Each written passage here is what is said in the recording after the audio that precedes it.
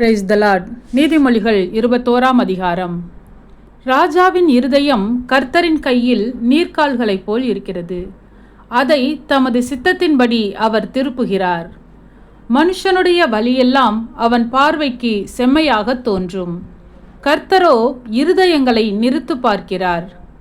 பலியிடுவதை பார்க்கிலும் நீதியும் நியாயமும் செய்வதே கர்த்தருக்கு பிரியம்.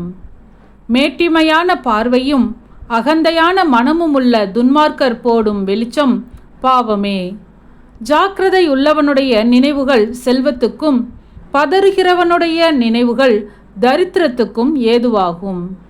பொய் நாவினால் பொருளை சம்பாதிப்பது சாவை தேடுகிறவர்கள் விடுகிற சுவாசம் போல் இருக்கும். துன்மார்க்கர் நியாயம் செய்ய மனதில்லாதிருக்கிறபடியால் அவர்கள் பால் கடிக்கப்பட்டு போவார்கள். குற்றமுள்ளவன் தன் வழிகளில் மாறுபாடுள்ளவன், சுத்தமுள்ளவனோ தன் கிரியையில் செம்மையானவன்.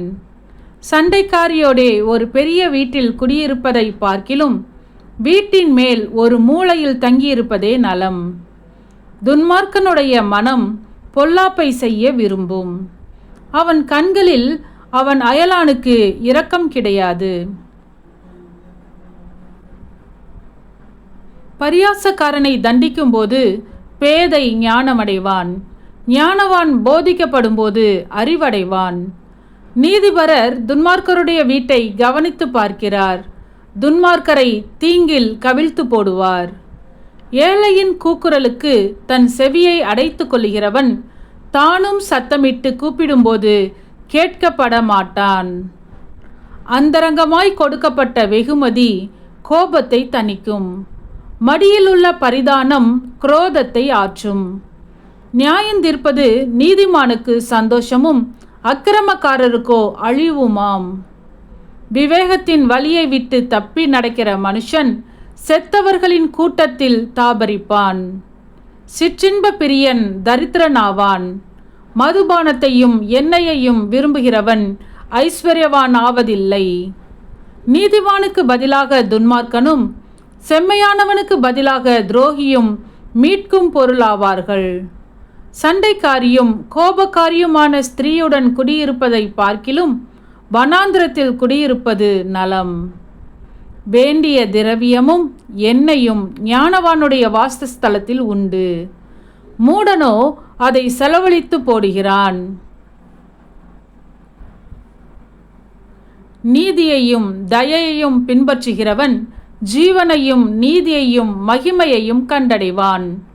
பலவான்களுடைய பட்டணத்தின் மதிலை ஞானமுள்ளவன் ஏறி பிடித்து அவர்கள் நம்பின அரணை இடித்து போடுவான். தன் வாயையும் தன் நாவையும் காக்கிறவன் தன் ஆத்துமாவை இடுக்கண்களுக்கு விலக்கி காக்கிறான். அகங்காரமும் இடும்பும் உள்ளவனுக்கு பரியாசக்காரன் என்று பெயர். அவன் அகந்தையான சினத்தோடே நடக்கிறான்.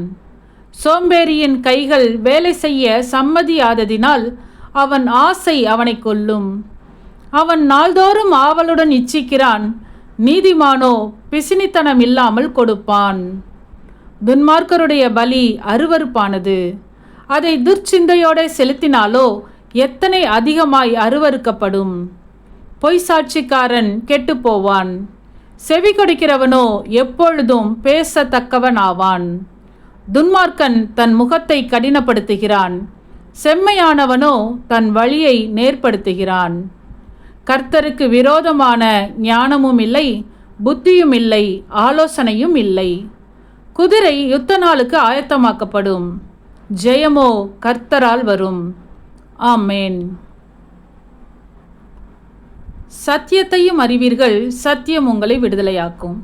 இந்த வசனத்தின்படி அநேகர் சத்தியத்தை அறிந்து விடுதலையாக்கப்பட இந்த சேனலை சப்ஸ்கிரைப் செய்து அநேகருக்கு ஷேர் பண்ணுங்கள். கர்த்தருடைய கண்கள் நீதிமான்கள் மேல் நோக்கமாயிருக்கிறது.